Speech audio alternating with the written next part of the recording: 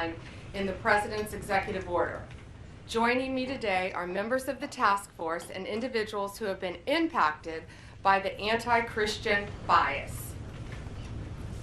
Together, this task force will identify any unlawful anti-Christian policies, practices, or conduct across the government, seek input from the faith-based organizations and state governments to end anti-Christian bias, find and fix deficiencies in existing and regulatory practices that might contribute to the anti-Christian bias. As President Trump has stated, the Biden administration engaged in an egregious pattern of targeting peaceful Christians while ignoring violent anti-Christian offenses. The President is right. Biden's Department of Justice abused and targeted Christians.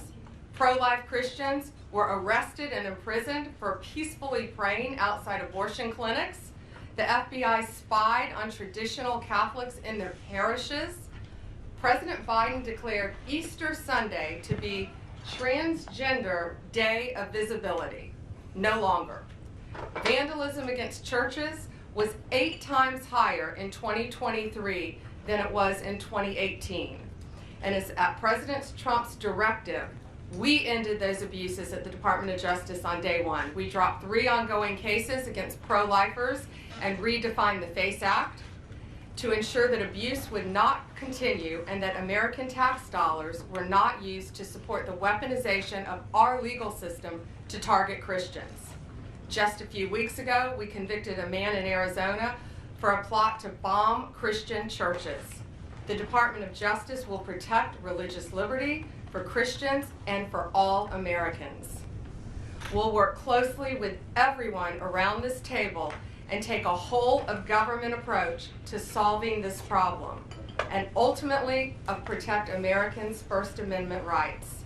The First Amendment isn't just a line in the Constitution, it's the cornerstone of our American liberty. It guarantees every citizen the right to speak freely, worship freely, and live according to their conscience without government interference. Protecting Christians from bias is not favoritism, it's upholding the rule of law and fulfilling the constitutional promise. Thank you to President Trump. We have an incredible opportunity, all of us around this table, to protect the rights of all citizens from discrimination based on their religious beliefs.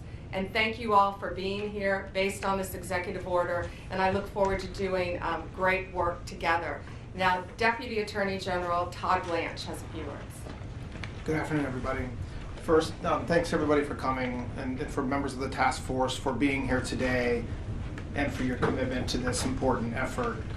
If you look around this table and the leadership that's here, I know that combined with our shared determination to establish sound, effective policies and to push back against any form of anti-Christian or anti-religious bias that has taken root within the federal government, this will allow us to carry out the President's executive order. I want to echo what Attorney General Bondi just said. Supporting the free expression of faith is not just a constitutional principle. It is something that all forms of civil government should be encouraging.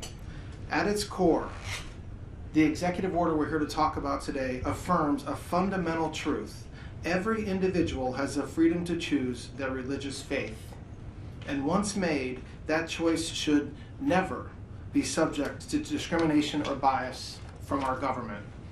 Now, unfortunately, over the past several years, we've seen troubling signs to the contrary. We have witnessed actions that suggest an underlying bias against people of faith, particularly Christians. This task force was created to make sure this never happens again in America. We will investigate what went wrong, uncover facts, and ultimately chart a path forward. So today, we're going to hear from individuals who will share their personal stories that reflect broader trends and challenges from the Biden administration's policies. Policies that, frankly, strip people of their inalienable rights. We're also going to hear from members of this task force about the ways in which anti-Christian sentiment may have shown up in their departments or their agencies. A key challenge that we face is a public misunderstanding of our form of government. We're a constitutional republic, not a pure democracy. And this distinction matters because in a republic, individual rights are protected even when unpopular. And misunderstanding this distinction allows our institutions and media to misrepresent our founding principles. Our government's purpose is to secure rights, not restrict them. So yes, this task force has a big job ahead, but it's a vital one, and it's one that we're going to get done. Finally, I want to thank the members of the media who are with us today. We appreciate your attention and your presence for this opening portion of the meeting. At this time, we'll be moving into our internal discussions, and so if you would please make your way out, we'll then continue with the rest of our work in a closed session. Thank you very much. Can I ask one question on topic? Any of those, the examples that each department's looking for, any new examples of the anti-Christian bias that you found in State Department or anywhere else?